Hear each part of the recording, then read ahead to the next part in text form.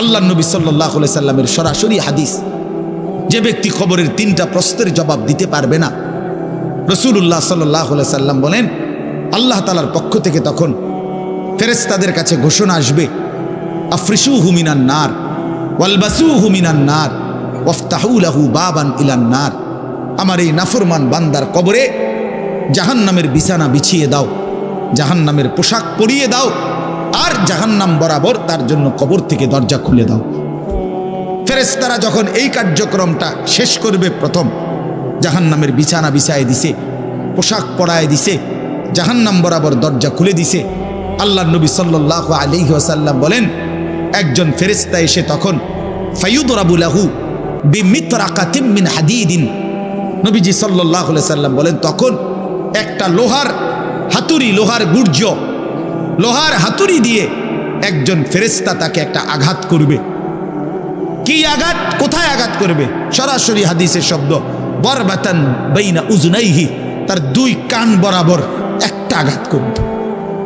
রাসূলুল্লাহ সাল্লাল্লাহু আলাইহি সাল্লাম বলেন ফায়াসিহু সাইহাতান, ওই নাফরমান তখন এত জোরে চিৎকার করবে, ইয়াসমাউহা মান ইয়ালিহি ইল্লা সাকালাইন, মানুষ এবং জিন ব্যতীত আল্লাহর সমস্ত সৃষ্টি ওই বেঈমানের চিৎকার শুনতে পায়। এই কবরের আযাব। ছেলেরা আমার, দোস্ত আমার, বাপ আমার, বন্ধু আমার, আপনি হাসলেও কবরে যাইতে হবে, কাঁদলেও কবরে যাইতে হবে। রাজপ্রাসাদের ওই অট্টালিকাতে যে থাকে সেও একদিন মরে যাবে, জীর্ণ কুঠিরে কুড়ে ঘরে যে থাকে সেও মরে যাবে। জীবনে যে কোনোদিন সুখ দেখে নাই, দুঃখের সাগরে তারও মৃত্যু হবে। জীবনে যে কোনোদিন দুঃখ দেখে নাই, সুখের সাগরে ভাসছিল, তারও মৃত্যু হবে, সেও মরে যাবে। কবর নিশ্চিত, কবর নিশ্চিত। আমিন ওয়ারাইহিম বারযাখুন ইলা ইয়াউমি ইউবআসুন। আল্লাহ তাআলা মৃত ব্যক্তিকে বলবে, বান্দা, কোরআন শরীফের আয়াত, এখন থেকে নিয়ে ইসরাফিলের ফুঁতে হাসরের ময়দানে উঠানো পর্যন্ত বারযাখ মানে কবরের জীবনে পড়ে থাকো। ভেবে দেখেন, ভেবে দেখেন, শুধু 1 মিনিট আমিও ভাবি, আপনিও ভাবেন। হাদিসের মধ্যে আছে মা বাইনান নাফখাতাইন 40, ইসরাফিল প্রথম ফু দিলে জমিনের সব কিছু মাটির নিচে চলে যাবে, দ্বিতীয় ফু দিলে মাটির নিচ থেকে আবার সবাই উঠে হাসরের ময়দানে দাঁড়াবে। তো নবীজি সাল্লাল্লাহু আলাইহি সাল্লাম বলছে এই 2 ফুঁয়ের মাঝখানে ব্যবধান হবে 40। তো মুহাদ্দিসিনে কেরাম, ওলামায়ে কেরাম বলেন কেউ কেউ এই 2 ফুঁয়ের মাঝখানে ব্যবধান হতে পারে 40,000 বছর। তাহলে ধরে নেন সর্বশেষ যেই লোকটা কবরে গেছে, যদি তার কবরে আযাব হয় তাহলে তার কবরের আযাব ভোগ করতে হবে 40,000 বছর। এবার বলেন তো এখন যারা মরতেছে, এবার বলেন তো রাসূলুল্লাহ সাল্লাল্লাহু আলাইহি সাল্লামের জমানায় যারা মারা গেছে, এবার আরো পিছনে যান, ইব্রাহিম আলাইহিস সালামের জমানায় যারা মারা গেছে, এবার আরো পিছনে যান, নূহ আলাইহিস সালামের জমানায় যেই অবিশ্বাসী বেঈমানগুলো মারা গেছে, তারা আজকে কত বছর যাবত কবরে আযাব ভোগ করতেছে। বুঝছেননি আমার কথাটা?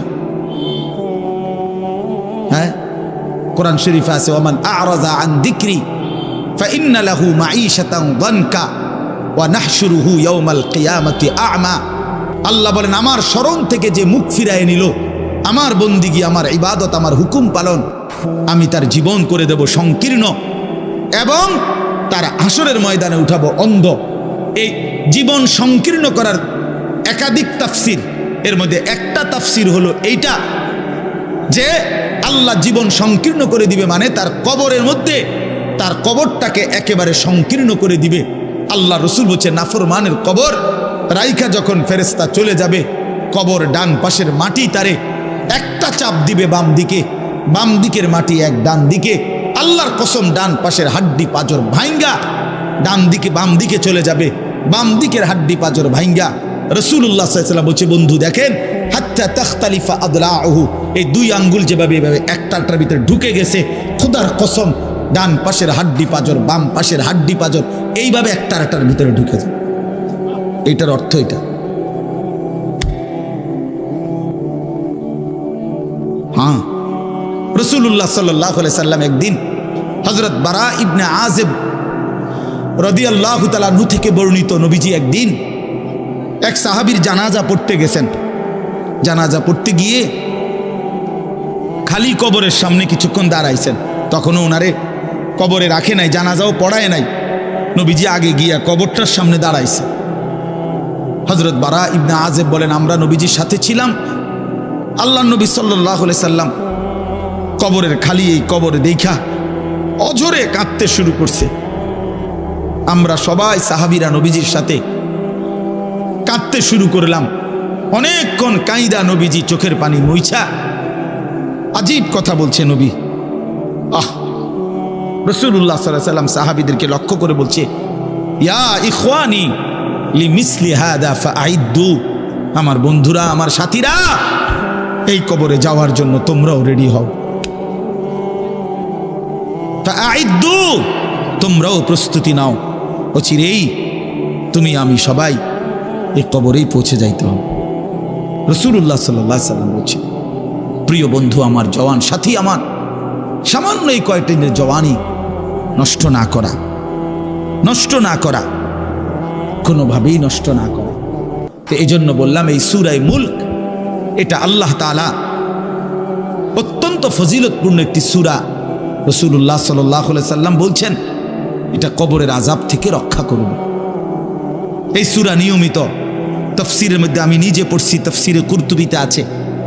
আল্লাহ নবী সাল্লাল্লাহু আলাইহি সাল্লাম বলেন, লাওয়াদিত্তু, নবীজি বলেন আমার দিলের আশা, আমার দিলের তামান্না, আমার উম্মতের প্রতিটা মুমিন তার কলিজার ভিতরে, তার জবানে এই সূরা মুলক থাকুক,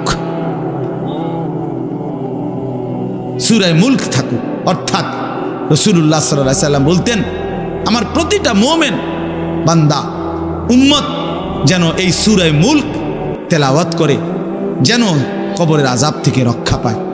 নবীজি 5 ওয়াক্ত নামাজের পরে, আল্লাহর কসম ভাই, এখানে অনেক ওলামায়ে কেরাম আছে, আপনি জিজ্ঞাসা করেন, নবীজি 5 ওয়াক্ত নামাজের পরে, সরদারে দু আলম নবীর তো কোনো গুনাহ নাই, তিনি নিষ্পাপ, তিনি তো জান্নাত উদ্বোধন করবেন। আনা আউয়ালু মান ইয়াকরাউ বাবাল জান্নাহ, নবী বলছে আমি সেই মুহাম্মদ যে প্রথম জান্নাতের দরজা আমি নাড়ব, জান্নাতের কড়া নাড়ব আমি মুহাম্মদ। ভিতর থেকে ফেরেশতা বলবে আপনি কে? আমি বলবো মুহাম্মদ। ফেরেশতা বলবে আনতাজিরু লাক, আমি তো আপনার অপেক্ষাই করছিলাম, আপনি আসবেন বলেই তো অপেক্ষায় ছিলাম, আপনি উদ্বোধন করে দিলেই তো বাকিরা ঢুকবে। তো সেই নবী যিনি জান্নাত উদ্বোধন করবেন, তিনি 5 ওয়াক্ত নামাজের পরে ভাইয়া প্রতিদিন তিনি যেই কথাটা দোয়া করতেন, এর মধ্যে একটা দোয়া এটা, আল্লাহুম্মা ইন্নী আউযু বিকা মিন আযাবিল কবর ওয়া মিন ফিতনাতিল কবর ওয়া মিন ফিতনাতিল মাসীহিদ দাজ্জাল ওয়া মিন ফিতনাতিল মাহইয়া ওয়াল মামাত। আল্লাহ, আমি কবরের আযাব থেকে পানাহ চাই। নবীজি নিজে বলতেন, নবীজি নিজে বলতেন। প্রিয় ভাই, বাবা আমার, চলেন সবাই নিয়ত করি, নিজেকে গুনাহ থেকে বাঁচানো দরকার, নিজের আল্লাহর নাফরমানি থেকে বাঁচানো দরকার। আল্লাহ তাআলা বলেন, ইন্নাল্লাযীনা ইয়াখশাউনা রাব্বাহুম বিল গায়ব, আমি আল্লাহকে না দেখে, আমার কথাগুলো আখিরাত সম্পর্কিত, এগুলোকে না দেখে যারা আমি আল্লাহকে ভয় করে, আখিরাতকে ভয় করে, জাহান্নামকে ভয় করে, কবরকে ভয় করে, আল্লাহ বলেন, তাফসীরের মধ্যে লিখছে ভয় করে মানে হলো গুনাহ বর্জন করে। কোন ব্যক্তি আল্লাহকে ভয় করে, খোদার কসম এই কথার অর্থ হলো গুনাহ ছেড়ে দেয়। যে গুনাহ ছেড়ে দেয় সে আল্লাহকে ভয় করে, যে আল্লাহকে ভয় করে সে গুনাহ ছেড়ে দেয়। কোন নাফরমান আল্লাহকে ভয় করে না, আল্লাহকে ভয় করলে গুনাহ করতে পারে না। বুঝেন নাই বাংলা কথাটা? এটা কাগজের এই পিঠ ও পিঠ, কাগজের এই পিঠ ওই পিঠ। এই পিঠে যদি লেখা আছে আল্লাহর ভয়, তো ওই পিঠে লেখা থাকবে গুনাহ বর্জন। যে গুনাহ ছেড়ে দেয় সে অটোমেটিকলি আল্লাহকে ভয় করে, যে আল্লাহকে ভয় করে সে গুনাহ বর্জন করে। এজন্য তাকওয়ার অর্থ আল্লাহর ভয়, এটার প্রথম অর্থ হইল গুনাহ বর্জন। মান খাশিয়ার রহমান, আল্লাহকে ভয়, এটার প্রথম অর্থ গুনাহ বর্জন, গুনাহ বর্জন। আমার শায়েখ আল্লামা মুফতি মুশতাকুর নবী সাহেব সব সময় চিল্লায় মাহফিলে, অনেক সময় হাজারি করে বলে যে বাপ গুনাহ আগুন, গুনাহ আগুন, গুনাহ আগুন। প্রতিটা গুনার পিঠে, ওই পিঠে আগুন আছে। নারীর প্রতিটা বেপর্দা দৃশ্যের মধ্যে খোদার কসম আগুন জ্বলে। ওই সিনেমার নর্তকীর শরীরে আগুন জ্বলে, ওই নায়িকার শরীরে আগুন জ্বলে, মোবাইলের ওই অস্থির ছবির মধ্যে আগুন জ্বলে, মদের আড্ডায় আগুন জ্বলে, জুয়ার আড্ডায় আগুন জ্বলে, সুদের টাকায় আগুন জ্বলে, ঘুষের টাকায় আগুন জ্বলে, বেপর্দা নারীর শরীরে আগুন জ্বলে। ওইটা রূপ না, ওইটা আগুন, ওইটা জাহান্নাম, ওইটা জাহান্নাম। আল্লাহ তাআলা বলেন ইন্নাল্লাযীনা ইয়াখশাউনা রাব্বাহুম বিল গায়ব। আল্লাহ তাআলা বলেন আমার যে বান্দারা আমার আখিরাত, আমার জাহান্নাম, আমার পরকাল, আমার কবর, এই কথাগুলোকে ভয় করে, আমি আল্লাহকে ভয় করে, না দেখে আল্লাহ বলেন আমি ওয়াদা দিলাম লাহুম মাগফিরাতুম ওয়া আজরুন কাবীর, আমি তাদের পেছনের সব গুনাহ মাফ করে দেব আর আমার সবচেয়ে বড় পুরস্কার জান্নাত দিয়ে দেব। এরপরে আল্লাহ বলেন ওয়া আসিররু কাওলাকুম আবিজহারু বিহি ইন্নাহু আলিমুম বিজাতিস সুদূর। মানুষের তিনটা অবস্থা কথার ক্ষেত্রে, মানুষ তার অভিব্যক্তির ক্ষেত্রে তিনটা অবস্থা হয়। মানুষ কখনো জোরে কথা বলে, মানুষ কখনো আস্তে কথা বলে গোপনে, আর কখনো মানুষ অন্তরে জল্পনা কল্পনা করে, ঠিক না? এই তিনটাই অবস্থা, তিনটাই অবস্থা। তো আল্লাহ তাআলা বলেন, এনে একটা ছোট্ট তাফসীরের মধ্যে আছে, মক্কার কুরাইশরা, কাফেররা নবীজির বিরুদ্ধে দিবানিশি ষড়যন্ত্র করত, বুঝছেন? তো ষড়যন্ত্র করতে বইলে মাঝে মধ্যে এই বেকুবরা বইলে কইতো আস্তে কো, আস্তে, এই আস্তে কো বেড়া, আসিররু, আস্তে কথা বলো, কাই লা ইয়াসমা রব্বা মুহাম্মদ, মুহাম্মদের খোদা যেন শুনতে না পায়। শুনলে কি অসুবিধা হইব? হেরাই বলতো শুনলে জিবরাইলের কাছে কইয়ে দিব, হে আবার মুহাম্মদের কাছে এসে কইব, একবারে ফেঁসে পড়বো। হ্যাঁ, তাফসীরের মধ্যে আছে। আল্লাহ তাআলা বলেন হায় হায় রে বেওকুফ, কি বললি, কি ভাবলি, আল্লাহরেই চিনলি না, আল্লাহকেই চিনলি।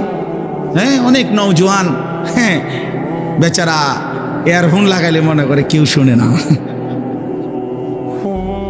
না ইয়ারফোন লাগাইলেছে আর কি, বুঝেন না? কানের মধ্যে দুইটা বল্টু লাগাইছে, খালাস, আর তো দুনিয়ার কেউ শুনে না। আরে না ফরমান, দুনিয়ার কেউ শুনে না সেটা তো কথা না, আর শাজিমের মালিক তো শুনে।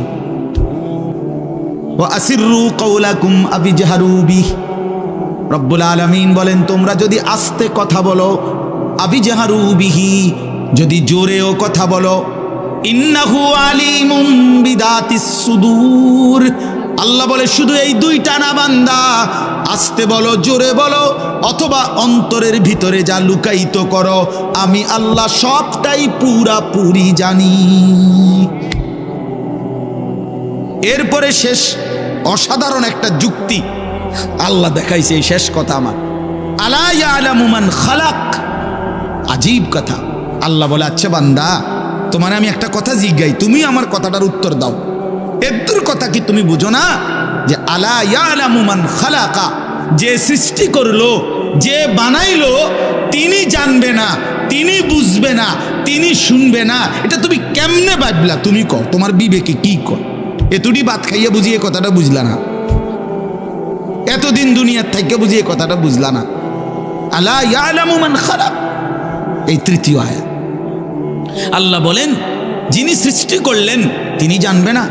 যে কোম্পানি এটা বানাইছে সে জানে না এখান দিয়ে কথা বলে না, এখান দিয়ে কথা বলে? কথা বলেন না কেন? তো যিনি সৃষ্টি করলেন আল্লাহ, আমরা কি করছি না করছি তিনি আমাদের কথা জানবেন না? কথা বলেন না, বলেন না, শুনেন তিনি? আল্লাহ শুনেন কিনা, দেখেন কিনা, জানেন কিনা? ওহুয়াল লতীফুল খবীর, আল্লাহ বলেন তিনি সূক্ষ্ম থেকে সূক্ষ্ম, বিন্দু থেকে বিন্দু সেটাও জানেন। খবীর, পুরা সৃষ্টির খবর একসাথে তিনি পূর্ণ রাখেন, পূর্ণ রাখেন। এজন্য দোস্ত আমার, রাত 2টা বাজে, নওজোয়ান মনে করছে চারিদিকে কেউ জেগে নাই, সবাই ঘুমায় গেছে, এই জন্য সে মোবাইলের উলঙ্গ ছবি দেখছে। আল্লাহ ডাক দিয়া বলে আনিস আমি আছি, মালিক ডাক দিয়া বলে আলাম ইয়ালাম বিআন্নাল্লাহা ইয়ারা, তুমি কি এই ভেবেছো তুমি জানো না বান্দা আমি যে সারাক্ষণ তোমাকে দেখি। আল্লাহ তাআলা রাতেও দেখে, দিনেও দেখে, একাকীও দেখে, প্রকাশ্যও দেখে, অন্ধকারেও দেখে, আলোতেও দেখে। সাত আসমানের উপরে কোনো ফেরেশতা হাঁটলেও মালিক দেখে, সাত তবক জমিনের নিচে কোনো পিঁপড়া হাঁটলেও মালিক দেখে। আটলান্টিক মহাসাগরের যে প্রাণী গভীর তলদেশে, আল্লাহ তাকেও দেখে। হিমালয়ের সুউচ্চ চূড়ায় যে প্রাণী, আল্লাহ তাকেও দেখে। ওয়ায়ালামু মা ফিল বাররি ওয়াল বাহর, জলে স্থলে যা আছে আল্লাহ বলেন সব তিনি জানেন। ওয়ামা তাসকুতু মিন ওয়ারাকাতিন ইল্লা ইয়ালামুহা, একটা গাছের পাতাও যদি পড়ে আল্লাহ বলেন আমি তাও জানি। ওয়ালা হাব্বাতিন ফি যুলুমাতিল আরদ, মাটির তলদেশে যেই চারা দানা বীজ তোমরা রোপণ করছো, বপন করছো, আল্লাহ বলে কোন দানা কোন চারা আমি তাও জানি। ওয়ালা রতবিন ওয়ালা ইয়াবিসিন, শুকনায় কি আছে ভিজাতে কি আছে আমি সব জানি। ইল্লা ফি কিতাবিম মুবিন, ওহ মালিক বলে শুধু জানি না রে বান্দা, ওরা আমি সব কিছু আমার তাকদীরে লৌহে মাহফুজের মধ্যে স্পষ্ট করে লিখে রেখেছি। অতএব বাপ আমার, বন্ধু আমার, দয়া করে মেহেরবানি করে এই মাহফিলগুলো আসলে আপনাদের কাছে কোনো 23 বছরের পুরা ইসলাম বুঝানো, একদিনে 1 ঘন্টা এটা না। অর্থ হলো বিবেকটা জাগানো, অনুভূতিটা একটু জাগানো, ঠিক না? একটু যেন মানসিকতাটা বাড়ে, একটু মানসিকতাটা যেন পারে। দুনিয়া ভুলেন, আখেরাত ফিকির করে, আখেরাতের ফিকির করে। যুবক ভাই নিজের ক্ষতি করেন না, নওজোয়ান ভাই নিজের ক্ষতি করেন। আল্লাহর ওয়াস্তে ভাইয়া, চরিত্রহীনতার এই জিন্দেগি সুখ দেয় না। কোনো পাপী সুখে নাই, কোনো হারামখোর, কোনো মদখোর, কোনো গাঁজাখোর, ফুট্টাখোর, বাবাখোর, ডাইলখোর, ইয়াবাখোর, একটা নাফরমান সুখে নাই। কোন বেপরদা নারী সুখে নাই। আমি চ্যালেঞ্জ করলাম, কোন হারামখোর, সুদখোর, গাঁজাখোর একটাও সুখে নাই। কোন নাফরমান সুখে থাকে না বন্ধু। সেজদাতে সুখ আছে, আল্লাহকে ডাকলে সুখ আছে, মালিকের সেজদায় সুখ আছে। এজন্য চলেন ইনশাআল্লাহ, নিয়ত করি আল্লাহকে ডাকবো ইনশাআল্লাহ।